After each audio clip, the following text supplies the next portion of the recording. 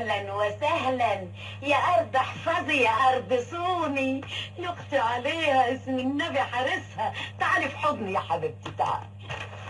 يومياتي أنا وحماتي، حكايات من مجتمعنا المصري خاصة والعربي بصفة عامة، مشاكل حياتية يومية أزلية بنعيشها بشكل مستمر، عشتها أنا وعاشتها أمي من قبلي وأمها من قبلها إلى أول النسل، وأتمنى تقف لغاية عندي وما تعيشهاش بنتي ولا بناتكم.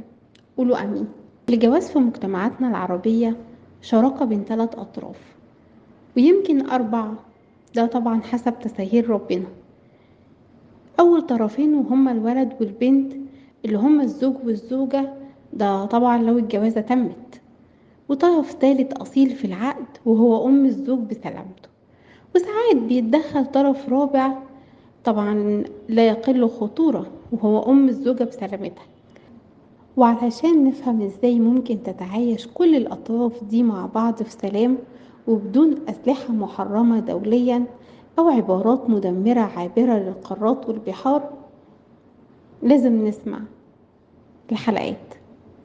أميرة عبد الرازق، كاتبة روائية، استشاري نفسي وأسري، وقبل كل ده وبعد كل ده زوجة مصرية وأم الولدين، يعني طرف من أطراف عقد الزواج، مرة كزوجة والتانية كحمى إن شاء الله.